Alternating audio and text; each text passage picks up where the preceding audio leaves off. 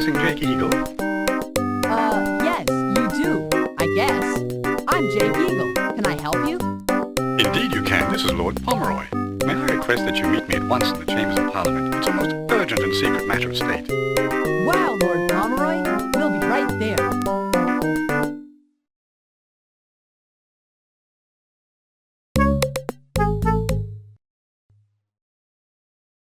There's Lord Pomeroy.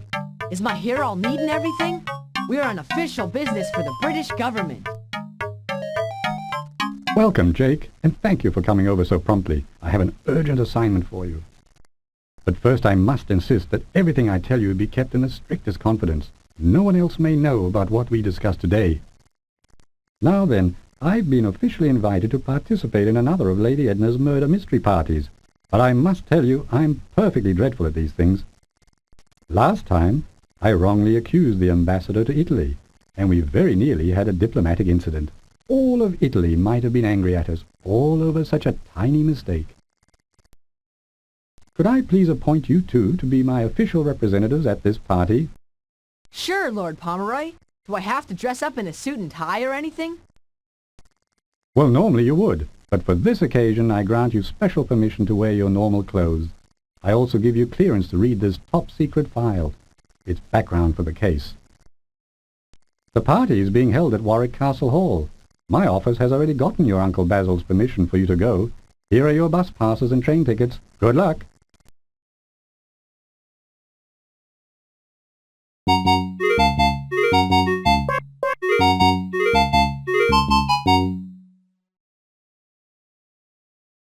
We've got a couple of minutes before our train arrives. Let's look at the top-secret file Lord Pomeroy gave us. Check it out! Here's a program for the murder mystery party. It says when we arrive, everyone will be playing their parts. Lady Edna Saltcoats will be playing Lady Eustace Peppard, the owner of Warwick Castle. Julia Beeswing plays her maid, Felicity Wiles. Dr. Mercury is Professor Deebles, a biologist. Ms. Drumbright will be playing Ms. Barnum, an events promoter. And Mr. Frescura will play Dr. Figbotham, an astrophysicist. Colonel Sweeney is Sergeant Spangler, a retired army officer. And get this, it says Vivalbaz the alien will play himself. There's an outer space alien at this party. There's another official-looking document here. It's like a spy report.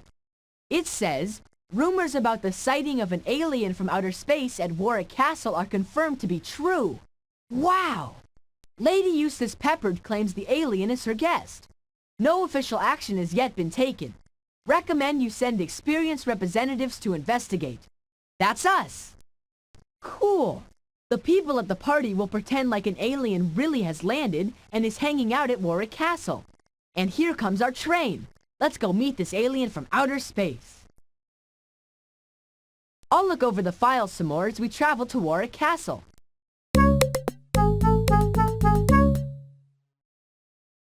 There's the alien. Don't stare, just act normal. Good day, everyone.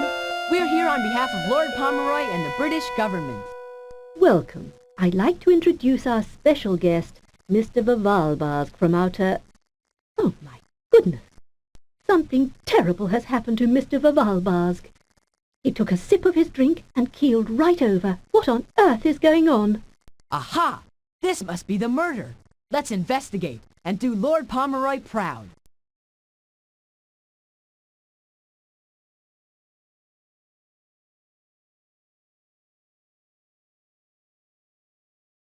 You know, the alien took one sip from his teacup and then boom! He was dead in his chair.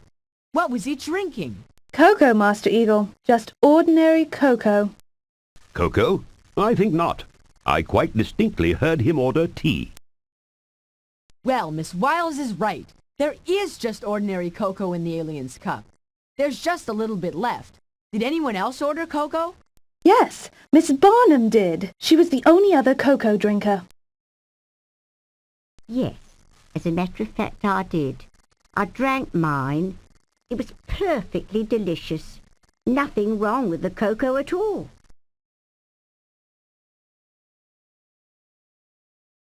Let's see. Lady Edna is playing Lady Eustace Peppard. This is terrible. Was a guest in my castle. What shall I tell the members of my bridge club? They were so excited about meeting him next Thursday. Do you have any idea who in this group might want to murder an alien? Oh, no. He was so well behaved. Always said please and thank you, and really caused no fuss at all. Except for that row with Felicity, my maid, of course. Row? What's that all about? A row is a disagreement, an argument really. Felicity got quite upset when Vavalbarsk accidentally, ate her favourite pet goldfish. The alien ate her goldfish? Yes, Nadine. Nadine was the name of her goldfish. I'm afraid Vavalbarsk thought it was a snack, you know, like candy in a dish. And before we could stop him, he'd popped Nadine into his elbow. Into his elbow? Yes, that's where his mouth is. Was.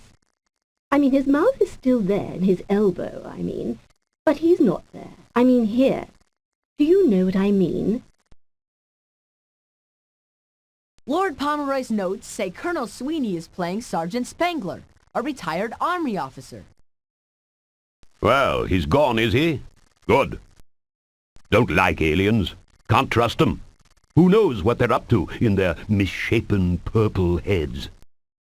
Although I have to admit he spoke English pretty well. Had a kind of an American accent, though. Got it from the telly, I imagine. I see one of the chairs is empty. Is there someone missing from this hall?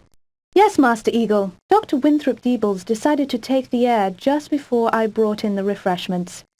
If you'll just step right this way. Let's see. Dr. Mercury is playing Professor Winthrop Deebles, a biologist of high renown. Biologists are people who study life in all its forms. These people are all doing pretty well in their acting, although I notice Lady Edna has a hard time keeping a straight face. Good day. So you have come to visit with our unusual friend, have you? Don't you find him most interesting? Actually, we find him mostly dead, Dr. Deebles. He keeled over in mid-sip. We were wondering if you knew anything about it. Dead? Good heavens! I warned him, actually, about eating our food and drinking our drink. Things which are yummy to us could be bad for an alien. Chocolate in particular could be dangerous for him. Many people don't know that cocoa, an ingredient in chocolate, is actually rather toxic to most animals. Really, Dr. Professor Deebles? Our dog ate a whole box of chocolate truffles once, and I guess he did get pretty sick. Yes, I imagine he would. You know, I warned Felicity Wiles about serving Mr. Vivalbugs any kind of chocolate. She was the only one I told about that. I doubt she would forget. She's such an efficient person. I wonder if someone deliberately switched caps with aliens. It's the alien ship. It looks pretty much like the ones you'd see on the cover of Gossip magazine. Hey, is someone prowling around the ship down there? It looked like. No, it was Dr. Figbatham. It looked like he had some keys in his hand. But he couldn't find the door. You know, Dr. Figbatham was furious because the alien wouldn't let him into his spaceship or tell him anything about its technology. Mr. Vivalbug said that humankind wasn't ready for the technology he had. But Dr. Figbatham didn't buy any of that. He wanted to get out and explore the stars himself, right now.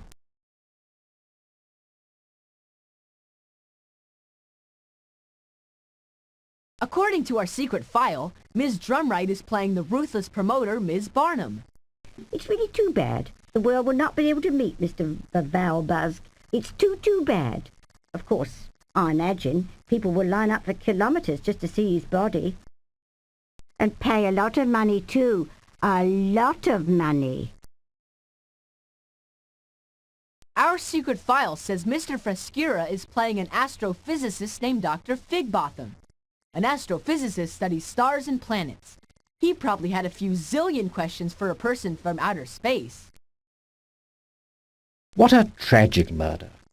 I'm sure that once Mr. Vavalbaz got to know me, I mean us, he would have shared his technological secrets with me. I mean with us, you know, with humans, like me.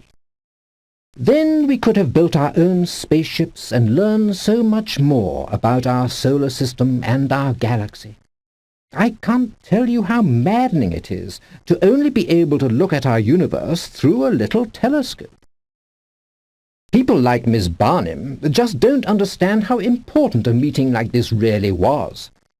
All she could think about was how much money she could charge people to see the alien from outer space, if only he would let her take him on tour.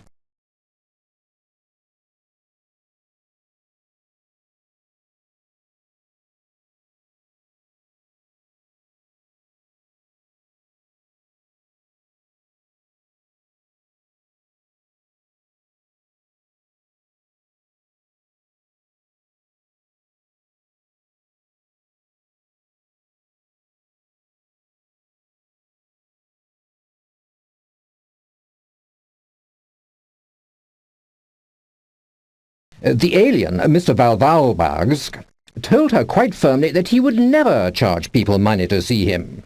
Ho ho! That really made her furious.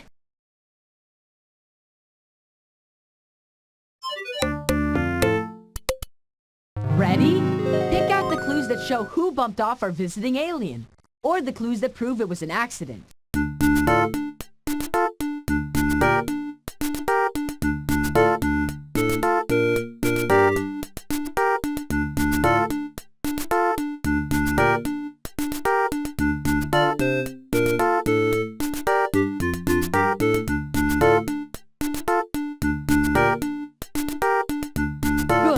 Now pick out the alien assassin. If you think his death was accidental, pick the alien himself. You got it! The maid, Felicity Wiles, was the guilty one in this out-of-this-world murder party. Our first big clue was the cocoa the alien drank just before he died. Professor Deebles knew that cocoa was likely to be fatal to an alien, but he had no motive for the crime. He only told one other person about the cocoa secret, the maid, Felicity Wiles. Felicity had a motive to murder the alien, revenge. After all, the alien had eaten her favorite pet goldfish.